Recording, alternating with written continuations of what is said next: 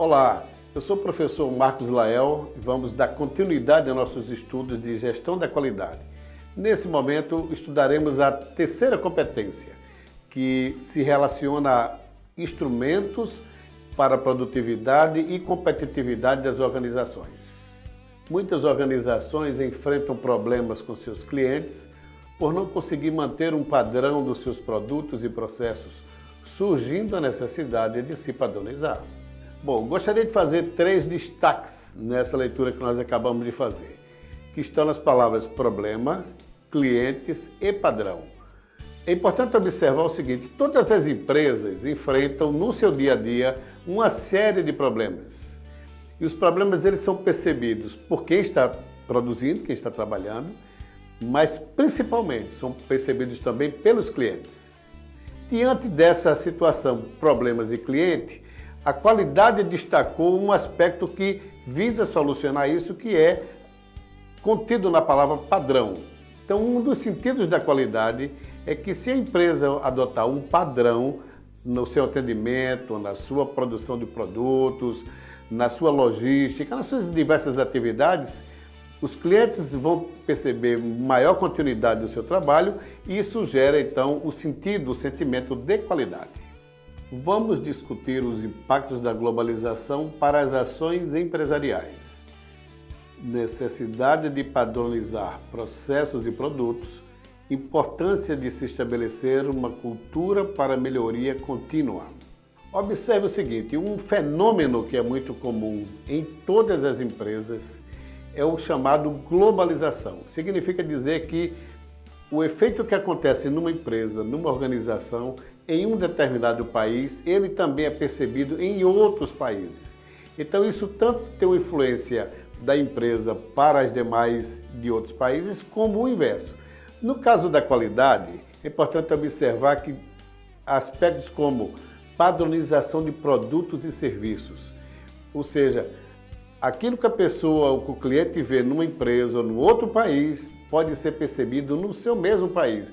Por exemplo, um aparelho eletrodoméstico, um aparelho de uso pessoal, um caderno, uma caneta, são aspectos, são produtos que vistos em outros lugares, o cliente traz para a sua localidade também como se fosse um desejo de padrão. Então, padronizar produtos, padronizar serviços são muito importantes nesse efeito de globalização do padrão de qualidade. Objetivos da padronização: minimizar o evento de erros no desempenho de tarefas, evitar que o absenteísmo ou rotatividade dos funcionários interfiram na qualidade dos produtos e processos. Observe esses 2 objetivos da qualidade. Um é a padronização, tanto de produtos como de processos. O que é que se entende por padronização? Fazer repetidamente os mesmos produtos ou os mesmos processos de atendimento ou de trabalho de maneira igual, de maneira semelhante. O ideal é que seja igual mesmo. E outro aspecto muito importante nos objetivos é a continuidade das atividades. Por isso que a qualidade fala tanto em melhoria contínua. Nesse caso do objetivo, ele destaca aí, por exemplo, a saída ou a rotatividade do empregado. Às vezes uma pessoa faz uma tarefa tão bem, repetidamente, por algum motivo ela é promovida ou ele vai para outra atividade e quando substituída, aquela atividade muda o seu padrão em relação ao cliente. Então, quando se tem um padrão de qualidade muito bem definido, muito bem elaborado, muito bem esquematizado, mesmo que haja mudança de pessoas, que é chamada aí de rotatividade, assegura-se que o produto, que o processo, ele é feito no mesmo processo de melhoria continuada. Instrumento para padronização, procedimento operacional padrão POP. Você poderia me perguntar como é que então eu faria a padronização tanto de produtos como de processos e outras atividades dentro da minha empresa. Então, como eu falei no início, você vai observar agora que nós vamos apresentar para estudo um instrumento que, na verdade, é um formulário cujo nome é Procedimento Operacional Padrão. Como é um nome longo, o que as empresas fazem? faz uma sigla. Então, o procedimento operacional padrão, que é um formulário que descreve a sequência de tarefas, ele é conhecido no dia a dia das organizações como POP. Aspectos da elaboração de um POP. A pessoa que executa a tarefa deve ser o responsável pela elaboração, por apresentar uma maior propriedade sobre o assunto. Transcreve o passo a passo das tarefas, o que não é uma tarefa fácil e que torna o processo cansativo, mas é necessário para o sucesso do POP. Os POPs nunca devem ser construídos com base em livros e ou procedimentos de outras organizações. Apresenta uma linguagem adequada a seus usuários. Bom, agora vamos observar a elaboração do POP. 4 aspectos nós destacamos aqui nessa área do aprendizado. Primeiro, quem deve elaborar o procedimento? Aquela pessoa que já executa, que faz o seu trabalho, porque entende-se que é quem mais entende, quem mais compreende, quem mais domina aquela atividade da empresa, seja qual for o tipo de procedimento. Uns mais complexos, outros menos complexos. Então, primeira coisa, quem é que faz a tarefa é quem deve escrever. Segundo, a maneira de escrever deve ser um passo a passo, uma atividade atrás da outra.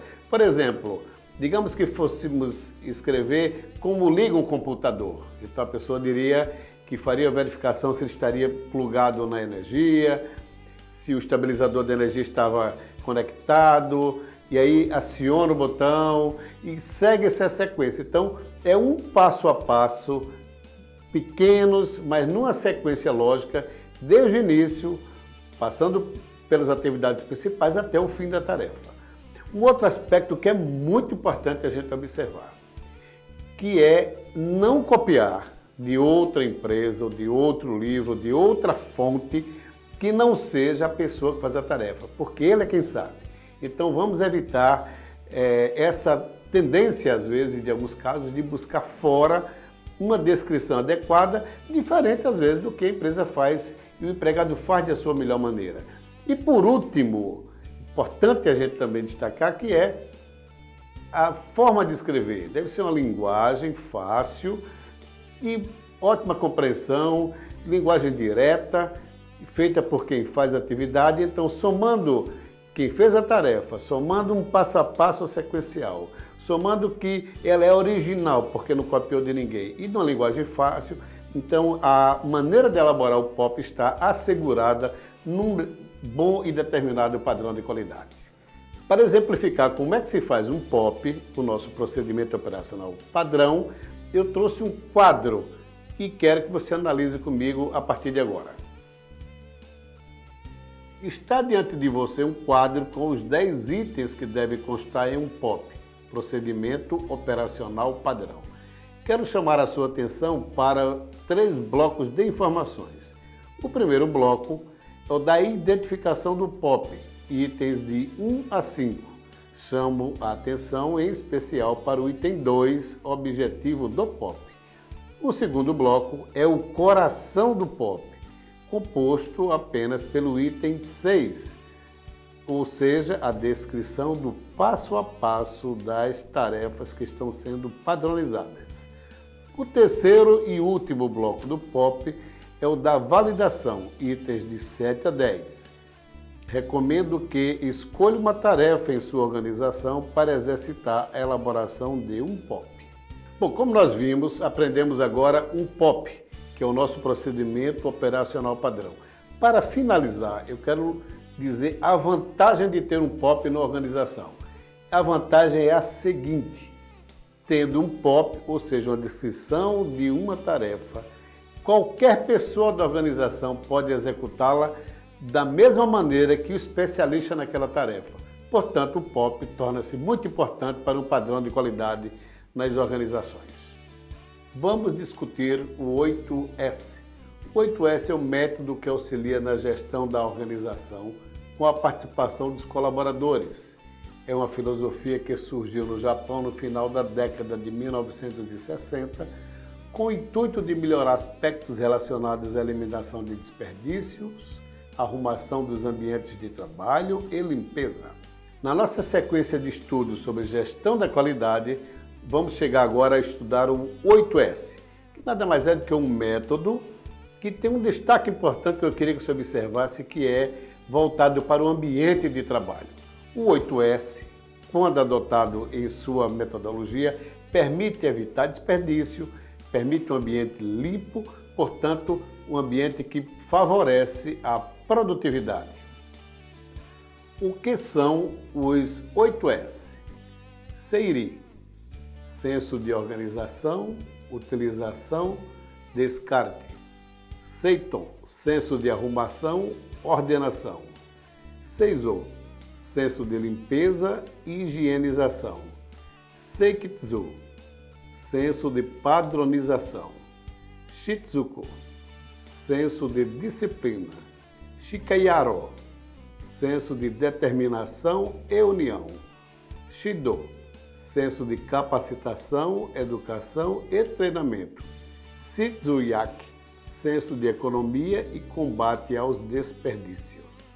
Você observou nesse slide 8S como um método que favorece a melhoria do ambiente de trabalho. Chama a sua atenção para o seguinte: predomina no mundo inteiro o conhecimento dos 5 primeiros, que vão desde a organização até a disciplina em manter o ambiente organizado, arrumado e limpo. No entanto, ultimamente foram adicionados mais 3, que tratam da determinação, é a vontade de fazer, que trata da capacitação das pessoas para aprender esse método e também de adicionar itens de economia para evitar desperdício. Por essa razão, já trazemos algo atualizado como os 5S mais 3 novos, ou seja, 8S como método de qualidade para melhorar o ambiente de trabalho e produtividade na sua organização. Para que o 8S dê certo, é preciso, primeiramente, iniciar com uma campanha de aceitação, criação de um slogan e símbolo. Depois de lançada, inicia-se o trabalho normalmente com uma semana da limpeza, pelo processo de educação, como apaga as luzes ao sair, até chegar ao processo de auditoria de 8S. Imagina o seu interesse na questão dos 8S. Então pense o seguinte: como implantar o 8S na organização? A recomendação que eu deixo para você, que está nesse slide, é a seguinte: tem que envolver todo mundo da organização, qualquer que seja o nível. E como é que se envolve todo mundo da organização para implantar um novo método? A recomendação, que é a essência desse slide, dessa informação que recebemos, é fazer uma campanha. E aí é uma campanha que envolva a cultura da empresa. Alguns casos são cartazes, outros são folhetos, aspectos teatrais, de acordo com a cultura da empresa, de modo que chame a atenção de todo mundo para a implantação de um novo método que favoreça o melhor ambiente de trabalho para o aumento da produtividade. Quem deve atuar nas auditorias do 8S? Pelas comissões do 8S, normalmente são as pessoas que irão definir as condições do ambiente, fiscalizar ou estabelecer a pontuação correspondente aos itens que serão auditados, sempre verificando entre o planejado e o executado, padrão e resultado. Você deve ter observado que na gestão da qualidade há um binômio muito importante que está presente em tudo: o planejado e o executado. A qualidade tem este princípio, essa essência. Aquilo que for planejado deve ser exatamente aquilo que vai ser executado. Mas quem é que verifica isso? Quem é que assegura que o que foi planejado foi realmente executado?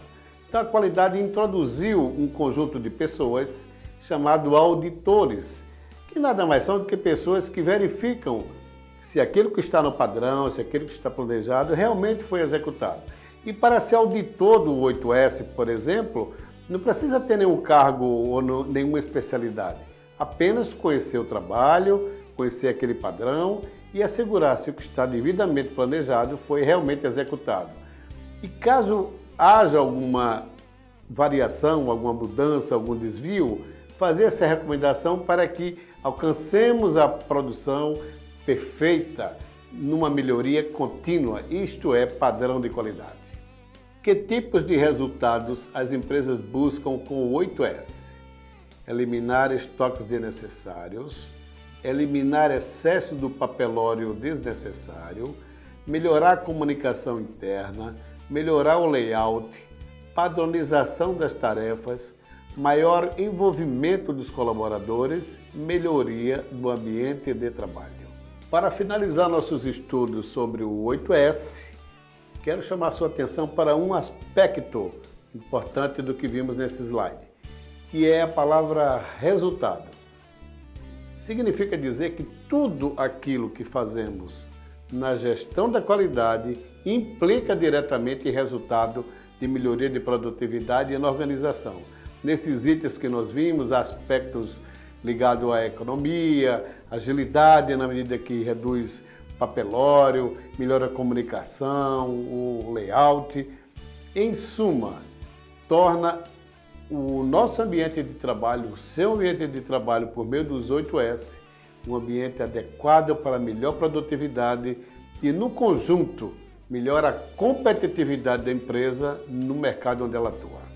Discutindo o PDCA.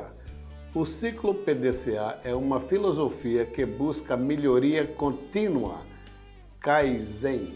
Chegamos agora à terceira técnica estratégica da gestão da qualidade, que se refere ao ciclo PDCA. Importante observar nesse início que o ciclo PDCA ele é muito mais relacionado com aquele ambiente das organizações voltado para decisões. Alguns chamam de alta direção, ou aspectos diretivos, ou a parte mais alta do organograma. Ou seja, quem decide, quem assegura que as coisas acontecem, quem garante o controle e, sobretudo, a correção de rota. Então, o PDCA é muito importante como instrumento de gestão estratégica na condução dos negócios organizacionais. Fases do PDCA. O PDCA é representado por uma figura cíclica e é composto por 4 fases: Plan, planejamento; Do, execução; Check, verificação; e Act, agir corretivamente. Quero chamar a atenção para a essência do PDCA. O PDCA serve para garantir a melhoria contínua daquilo que a empresa faz. Portanto, o PDCA ele conjuga 4 aspectos de decisão muito importantes. Primeiro, o planejamento.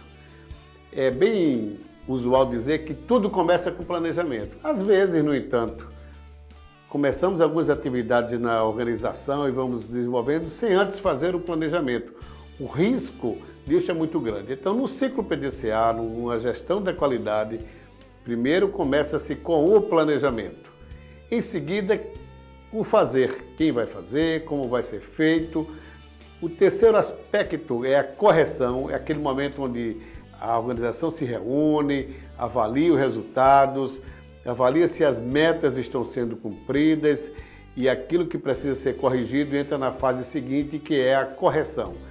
E esse ciclo se repete, por isso que é uma figura cíclica e repetida e assegura, então, a melhoria da qualidade na gestão das organizações. Bom, vou chamar a sua atenção numa figura simples de 4 fases, que é o ciclo do PDCA. Preste atenção, anote no seu caderno, nós vamos aprender muito com essa figura. Considero esse quadro como importante para reforçar o seu aprendizado sobre o PDCA. O PDCA deve ser utilizado pelos níveis decisórios da organização. Vamos girar o ciclo? Sempre que for começar um projeto, inicie pelo P do planejamento. Em seguida, veio o D do fazer, ou seja, assegure que o que foi planejado possa ser efetivamente realizado. Continuando, faça pausas para checar se o fazer está de acordo com o planejado. Essa pausa, usualmente, são reuniões com a participação dos colaboradores envolvidos.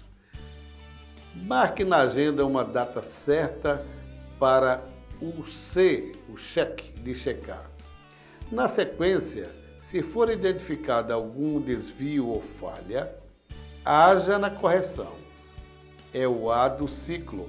Agindo assim, a organização roda o ciclo do PDCA, Repita e repita para melhorar continuadamente a qualidade da sua organização.